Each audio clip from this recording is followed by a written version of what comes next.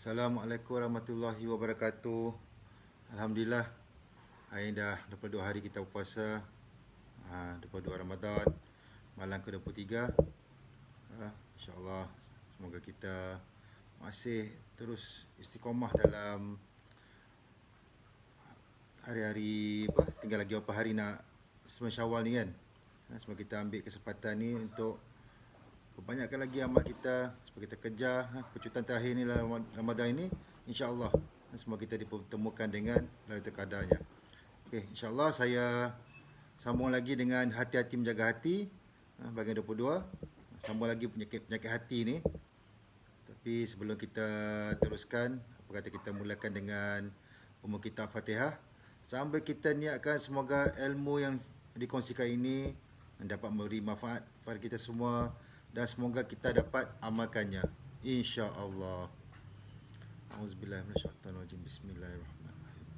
Alhamdulillahirabbil alamin arrahmanir rahim maliki yaumiddin. Iyyaka na'budu wa iyyaka nasta'in. Ihdinas siratal mustaqim. Siratal ladzina an'amta 'alaihim ghairil maghdubi 'alaihim waladdallin. Amin. Alhamdulillah. Okey, sambung lagi dengan hati-hati menjaga hati, penyakit hati. Saya dah pun cerita tentang bagaimana kita bangunkan diri kita dengan hubungan kita dengan Allah, bagaimana kita kenal apa tu macam mita jiwa, apa kita kenal macam mana perkara-perkara yang boleh membersihkan hati. Kita kena penyakit hati yang dikongsikan oleh Ustaz Agim ni. Selain pada penyakit hati yang dikongsikan oleh Agim itu tengil tu kan, yang takbur, egois, norak, garang, iri, licik, dan juga baru ni saya kongsikan mengenai syirik. Terdapat satu lagi penyakit hati yang juga sangat berbahaya, iaitu munafik. Penyakit hati orang munafik ni kan, hati dia sebenarnya penuh penyakit. Lalu penyakit ni sebenarnya dia dah ada penyakit munafik ni ditambah pula dengan oleh Allah SWT, di mana hidup dia tak akan pernah tenteram. Dia akan selalu ada perasaan was-was. Dia tak suka melihat orang lain bahagia. Dia cenderung menjadi pendendam, suka buruk sangka, dia tak lapang dada. Dan orang yang munafik ni selalunya dia sentiasa berfikiran negatif. Jadi kita harus berhati-hati dengan penyakit munafik ni kerana sifatnya itu saja membuatkan kita tak sedar bahawa kita ada memilikinya. Ciri orang-orang munafik ni ada 3. Kalau bercakap, dia berbohong. Kalau berjanji, dia tak tepati. Dan kalau diberi amanah, dia khianati. Orang-orang seperti ni kan, kalau pada zaman Rasulullah SAW dulu, orang macam ni, diorang ni yang bermuka dua. Sangat bahaya pada untuk kutub umat Islam masa tu.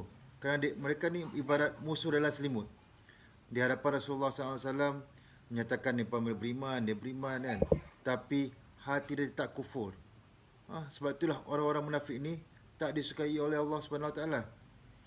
Orang munafik ni ada kaitan dengan hati yang licik. Kita tahu yang orang licik macam mana. Apa yang dia lakukannya tu kan berdasarkan dia buat semua tak jujur. Dia ada aja benda tu kan sebab dia nak menipu je.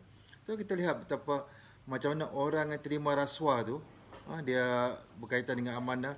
Dia menjadi seorang munafik kerana dia memiliki ketiga-tiga ciri-ciri munafik ni. Ketika dia terima rasuah, dia dah khianati satu amanah yang diberikan pada dia. Dia ada rasuah, dia ada pecah amanah. Yang kedua, dia juga tak menepati janji dia. Ikrarnya dalam pekerjaan untuk kan dia kata aku janjilah apa semua tu kan. Dia berikrar dalam kerja dia yang dia akan menjadi seorang yang mana. Itu dia dah mungkin janji dah, tak tepat janji. Dan ketiga, of course dia akan sentiasa bercakap bohong. Selalu bercakap bohong ni sebab apa? Nak tutup perbuatan dia tu. Ada saja yang dia tai chi lah cakap ni untuk menutupi perbuatannya daripada orang tahu. Jadi tanpa sedar kadang demi perhargaan dunia, ada di antara kita ni sanggup bercakap bohong, sanggup berbohong, tak bersikap berlaku jujur. Sebagai contoh macam inilah. Kalau kita cerita balik pasal tempat kerja, kan kita tahu pasal KPI. Bila kita kerja, masing-masing ada KPI yang kena kena capai, kena achieve kan. Sebab kerana KPI ni lah menentukan performance kita. Kita punya assessment hujung tahun. Kalau mana company ada bonus tu akan menentukan bonus, akan menentukan kenaikan gaji. Jadi ada yang sanggup berbohong dalam memberikan kadang data-data atau memperbelikkan maklumat just nak tunjukkan yang KPI dia tu dicapai. Jadi apa yang kita dapat sebenarnya? Sebab kita nak kejar something yang dunia tu. Walaupun bagi kita tak ada apa-apa, tapi sebenarnya menunjukkan kita tak ada rasa tanggungjawab untuk berlaku jujur. So kita kena berhati-hatilah kerana ia sebenarnya boleh menjadi pencetus kepada sikap kita untuk menjadi seorang munafik. Kalau kita jika benda ni dilihat, orang yang tak jujur atau munafik ni prinsipnya adalah orang yang tak ada rasa tanggungjawab. Dia seolah-olah macam tak kisah pun saya tanggungjawab tu. Kalau orang beri tanggungjawab dia macam tak kisah. Macam tak kisahlah. Dia macam kalau nak berlaku jujur ke amanah tu bagi dia secondary, dia tak peduli dah. Asalkan apa dia nak tu dapat. Sebenarnya pendidikan tanggungjawab ni kalau kita tengok kan, dalam solat kita dah ada pendidikan untuk rasa tanggungjawab. Dan sesungguhnya dalam solat ni juga ada banyak yang boleh kita pelajari daripada sekadar kita mengerjakan solat tu. Kalau tengok dalam solat tu saja kan, dia merupakan satu tanggungjawab bagi kita. Kalau kita tengok dalam solat tu, kita ada rasa tanggungjawab untuk mengikuti peraturan dan rukun-rukun. Contoh, kita wuduk. Sebelum solat kita kena wuduk. Itu berdiri tegak, takbir, rukuk, iktidal, sujud, duduk antara dua sujud, tahiyat, dan kita beri salam. Bahkan kita pun terdidik untuk tanggungjawab dalam memastikan kalau berdiri berjemaah tu kan, kita kena memastikan saf ada tu tak lopong, tak rapat. Alah, ni cerita pasal sebelum PKP, SOP semua ni lah. So kita kena memastikan saf kita tu rapat. Kalau ada kosong, dengan sendirinya kita akan melangkah ke depan atau ke tepi untuk pastikan saf itu rapat dan terisi. Jadi yang peliknya kenapa masa solat kita boleh tanggungjawab, kita ada tanggungjawab tu, tapi bila lepas solat keluar saja dari masjid, hilang sifat tanggungjawab tu. Kenapa jadinya tu? So sebenarnya inilah berlaku apabila kita ada penyakit hati yang satu, egois. Egois apa? Kan cerita pasal egois tu kan, yang pentingkan diri sendiri, yang membuatkan jadi orang yang tak bertanggungjawab. Dia jadi tak rasa tanggungjawab ni sebab apa tau? Sebab dia tak pedulikan apa keadaan orang lain tau. Dia tak pedulikan apa yang berlaku akibat dari kelakuan dia. Dia hanya sibuk pentingkan apa yang terbaik untuk dia. Dia tak fikir, dia fikir apa untuk aku. Dia tak fikir apa tindakan dia, kesan dia pada orang lain. So contoh satu lagi pasal yang paling senang kita cerita pasal vandalism ni lah. Vandalism ni kan, orang yang melakukan vandalism ni menunjukkan yang dia tak ada sikap tanggungjawab. Sebab apa? Dia hanya pentingkan kepuasan diri dia. Dia buat, dia seronok, dia rasa best tanpa dia fikir apakah natijah dia ataupun kesan daripada perbuatan dia tu. Benda rosak ke apakah, dia tak kisah dah. Apa yang dia best, dia rasa dia puas. Inilah yang harus kita latih. Bagaimana kita hidup bukan sahaja untuk diri kita, tapi juga perlu pentingkan hak-hak orang lain. Itu perlu ada sikap life is not about me. Ini kita kena tanamkan diri kita, latih diri kita untuk jadi kita fikir life is not about me, it's about others. Kita fikirlah pasal orang. Kita cuba fahami orang, jangan penting diri sendiri. InsyaAllah bila kita buat macam ni, kita akan nampak, kita akan tanam sifat-sifat tanggungjawab tu pada diri kita, supaya kita dapat kikiskan pesantak tanggungjawab yang boleh menimbulkan penyakit hati ni. Jadi di sini kita boleh lihat bagaimana kita harus berhati-hati di mana sikap tanggungjawab ni perlu dididik dari kecil lagi. Kerana kalau tengok daripada kecil lagi lah vandalism ni, sikap penting diri sendiri ni, yang akan menjadikan seorang tu kemudiannya menjadi seorang yang tak bertanggungjawab.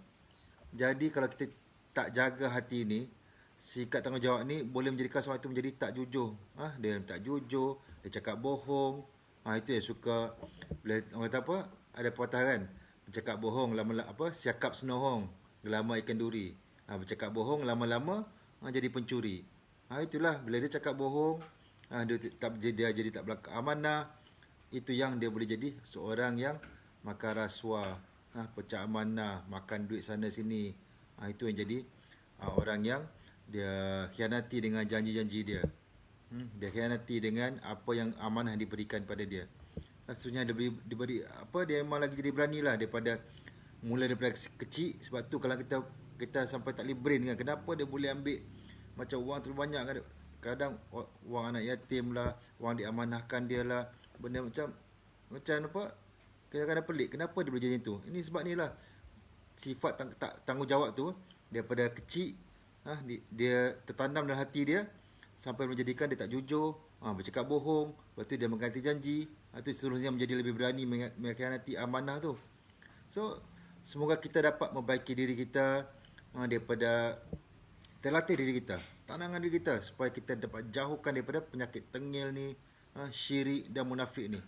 Kita kena ingat kalau kita tak jaga hati kita ni daripada benda perkara kecil, itu yang boleh jadi lama-lama dia akan jadi besar.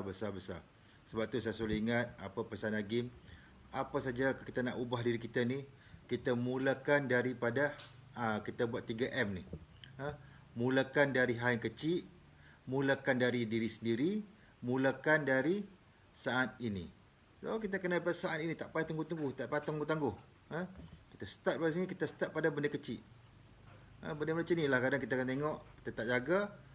Itulah kita tengok pada anak-anak kita. Kalau start bercakap bohong tu, check lah dia.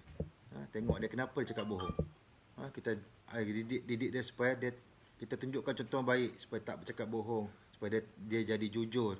Kalau tidak, tanggungjawab tu, sifat tanggungjawab tu akan hilang. Lama-lama tertanam dalam diri dia, tak bertanggungjawab. Dia lebih fikirkan penting diri sendiri. Life is about me saja. Daripada situ nanti dia akan jadi bercambah penyakit hati tu. Tak bertanggungjawab. Dia jadi tak jujur, cakap bohong. Lama-lama dia akan mungkir janji. Kita kena ingat apa tadi saya ingatkan tadi, orang-orang yang munafik ni dia kalau sifat-sifat, ada 3 sifat ni kan. Kalau dia bercakap, dia berbohong. Kalau berjanji, dia tak tepati. Kalau diberi amanah, dia khianati.